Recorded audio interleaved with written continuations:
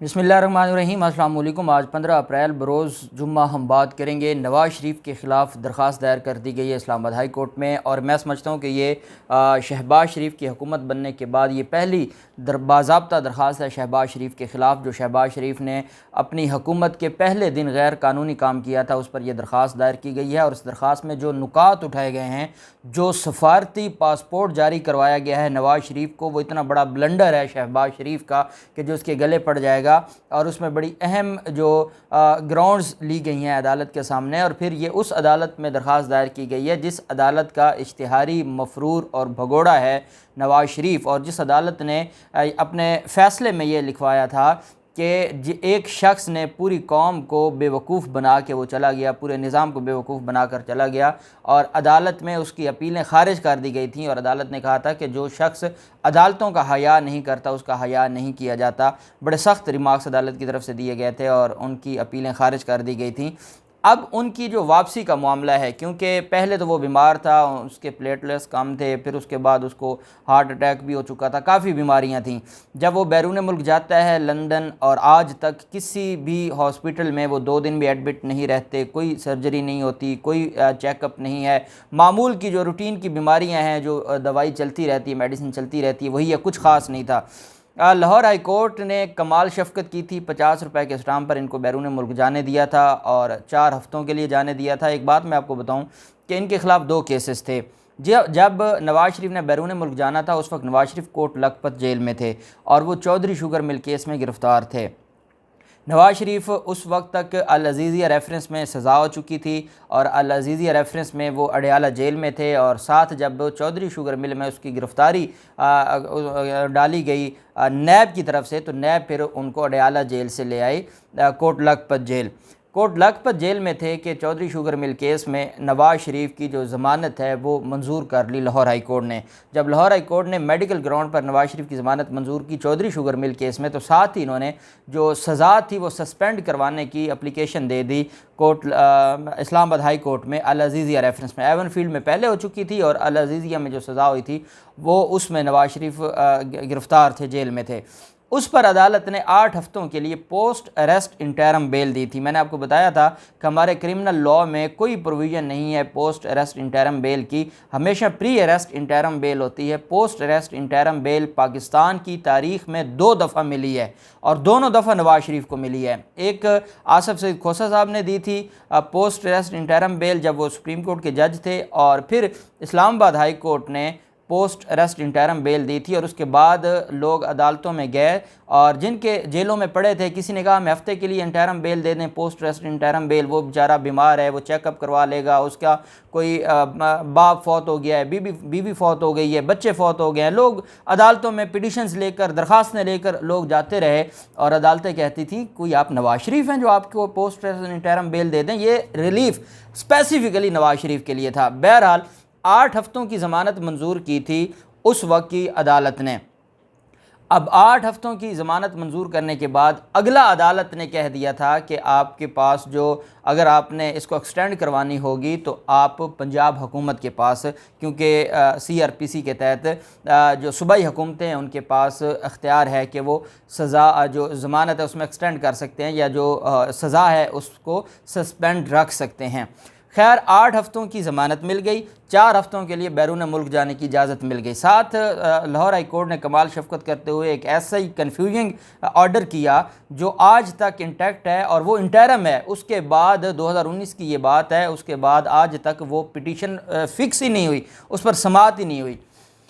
अदालत ने क्या कह दिया कि आप वहाँ 4 हफ्तों के लिए जा रहे हैं और आपको, अगर आप समझते हैं कि आपकी बीमारी ठीक नहीं हो रही और आप फिर दरख्वास्तें मेडिकल जमा करवाते रहिएगा, तो मेडिकल आपने रेगुलर अदालत में जमा करवाते रहना है। वो क्या करते थे कि वो मेडिकल लाहौर हाई कोर्ट में जमा करवा देते थे। पंजाब हुकूमत को भी दरख्वास्त दी थी, पंजाब हुकूमत ने उनकी जो ज़मानत थी उसको खारिज कर दिया था।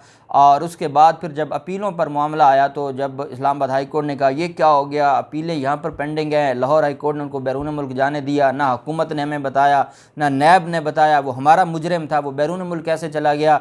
फिर उसके इश्तिहार जारी किए गए, सफारती ज़राए को इस्तेमाल करते हुए जो पाकिस्तान की एम्बेसी है लंदन में, वो सफारतकार गए, उन्होंने जाके वहाँ पर उनको इश्तिहार उनके घर के बाहर लगाए एवन फील्ड में। सारा प्रोसेस कंप्लीट होने के बाद उनको इश्तिहारी डिक्लेयर किया गया।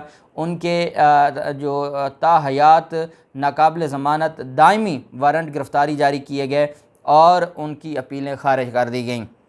अब आ जाती है शहबाज शरीफ की हुकूमत। जैसे ही शहबाज शरीफ की हुकूमत आती है तो ये पहला काम ये करते हैं मुल्क व कौम की खिदमत के लिए, अवाम के वसी तर मफाद के लिए नवाज़ शरीफ को ये सफारती जो पासपोर्ट जारी करते हैं। अब जो पासपोर्ट जारी किया जाता है उसके बारे में ये पिटीशन है जी, पिटीशन दायर करने वाले हैं नईम हैदर पंजोता एडवोकेट, ये पिटिशनर हैं और इसमें ये पार्टी बनाते हैं फेडरेशन ऑफ पाकिस्तान को through secretary ministry of interior Islamabad, deputy secretary ministry of foreign affairs, और ये 12 लोगों को ये पार्टी बनाते हैं जिसमें मियां मोहम्मद नवाज़ शरीफ को भी इसमें ये पार्टी बनाते हैं। अब 12 लोग हैं, रिस्पोंडेंट्स हैं और अदालत में ये इस्तदा करते हैं। अदालत में जो ग्राउंड्स अदालत के सामने रखते हैं कि ये एक पब्लिक लिटिगेशन है और ये पिटिशनर के नॉलेज में आया है कि सज़ा याफ्ता मुजरिम नवाज़ शरीफ को डिप्लोमेटिक पासपोर्ट जारी किया गया है जो शहबाज शरीफ की तरफ से और रिस्पोंड नंबर 1 और 2 की तरफ से।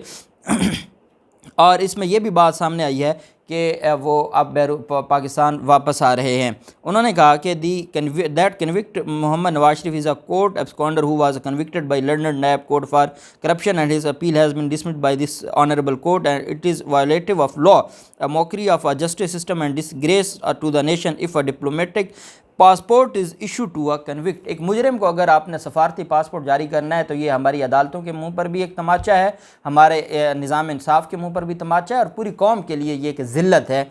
ये उन्होंने दरख्वास्त में प्ली ली। अब जब दरख्वास्त में उन्होंने ग्राउंड्स लिखी तो पहली ग्राउंड अदालत में अपनी दरख्वास्त में ये लिखी कि that the diplomatic passport are issue to head of the state. किस किस को सफारती पासपोर्ट जारी किया जा सकता है? हेड ऑफ़ द स्टेट को, डिप्लोमेट्स को, हाईएस्ट ऑफिशल्स एंड डायग्नेटरीज को of the and holder of such passport gets certain immunities and privileges as agreed upon by the world community through Vienna convention on diplomatic relations 1961। जो Vienna convention है 1961 का, उसके तहत जो सफारती passport है diplomats का, उसको एक ख़ास तरह की प्रिविलेज हासिल है, इस्तिस्ना हासिल है। इस वजह से ये उन लोगों को जारी किया जाता है जो या तो डिप्लोमेट होते हैं या वो हेड ऑफ़ द स्टेट होते हैं। उन्होंने कहा कि that it has been held by the honourable superior courts of the country that although fugitive from law and court of seconder have right to defend themself before court of law yet that loss certain rights and they can not be treated as ordinary citizen.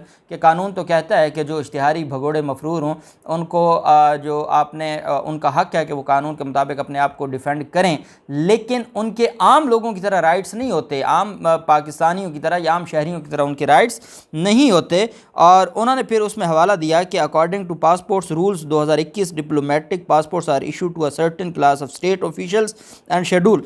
उसमें उन्होंने फिर आगे सारे नाम दे दिए कि किस किस को ये जारी हो सकते हैं और जिसमें नवाज़ शरीफ का या कम अज़ कम किसी इश्तिहारी मुजरिम का कोई खाना नहीं है। जो पासपोर्ट रूल्स हैं 2021 जिसके तहत इनको जारी किया गया। अब इसमें आगे कहा गया कि that the procedure provided in the diplomatic passport rules उसमें has not been followed and it can not be exempted और bypassed and ignored merely on the ground that the applicant is a brother of the prime minister. सिर्फ इस वजह से नहीं आप कानून की जो अंधेर नगरी मचा सकते कि जो दरख्वास्त गुजार है वो वज़ीर आज़म का भाई है और इस वजह से उसको ये सारा जो प्रोसेस था, ये जो सारी रिक्वायरमेंट ऑफ लॉ थी, उसको उठाकर फेंक दिया जाता है और उसको सफारती जो पासपोर्ट है वो जारी कर दिया जाता है। The issuance of a diplomatic passport to a convict is bestowing respect, state protocols and dignity to a convict, and if the convict is a court absconder it becomes a disgrace to the entire judicial system of the country। ये पूरे अदालती निज़ाम के लिए एक बदनुमा दाग होगा कि जिसको अदालतें इश्तिहारी डिक्लेयर करें, जिसको अदालतें कहें कि ये मफरूर भगोड़ा और धोखेबाज है जो अदालतों को धोखा देता है, अगर उसका पासपोर्ट सफारती पासपोर्ट उसको देना है और उसको प्रोटोकॉल के ज़रिए पाकिस्तान लाना है तो फिर ये हमारे अदालती निज़ाम पे एक बहुत बड़ा काला धब्बा और तमाचा होगा। साथ उनकी तरफ से ये कहा गया कि that the convict Mohammad Nawaz Sharif has already played hide and seek with this honourable court by absconding and becoming a proclaimed offender and it is of paramount importance to point out that the convict Mohammed Nawaz has fled the country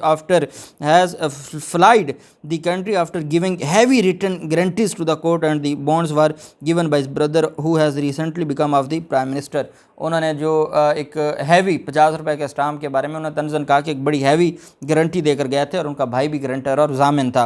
that the honourable superior courts have held that the fugitive from law loses all the rights to which a normal person was entitled under procedural और substantive laws. उसमें उन्होंने 2005 YLR एक पेश की और एक 2003 YLR 936 पेश की और साथ उन्होंने आर्टिकल 25 का भी हवाला दिया.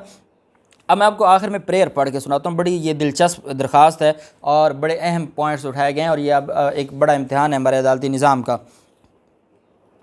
It is humbly prayed that the instant petition may kindly be accepted and respondents may kindly be directed to that diplomatic passport shall not be issued to Mohammed Nawaz Sharif, a convict and court absconder. That respondent number 7 shall ensure immediately at arrival the arrest the accused Mian Mohammed Nawaz Sharif, a convict and court absconder, and produce him before the court of competent jurisdiction. जैसे ही वो पाकिस्तान की सरजमीन पर कदम रखे उसको गिरफ्तार कर लिया जाए और उसको अदालत के सामने पेश किया जाए. ये अदालत में प्रे की गई है. During the pendency of this petition diplomatic passport shall not be issue to the respond number 12.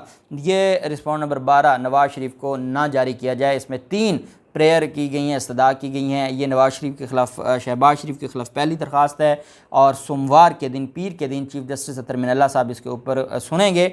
और मैं समझता हूँ कि जिस तरीके से हमारी अदालतें बड़ी कॉन्शियस थीं इनकी हेल्थ को लेकर के, या अगर ये इनको कुछ हो गया, इनकी ज़िंदगी को कुछ हो गया तो फिर कौन जवाबदेह होगा. हम उम्मीद करते हैं कि जब ये सारा प्रोसेस हो गया और एब्सकॉन्डर हो गया तो उसके बाद अदालतें अब आवाम की बात सुनेंगी. जो भी तफसील होगी आपके साथ शेयर करेंगे. अल्लाह पाक पाकिस्तान का हमें मुनासिर हो. बहुत शुक्रिया. अल्लाह हाफिज़. पाकिस्तान जिंदाबाद.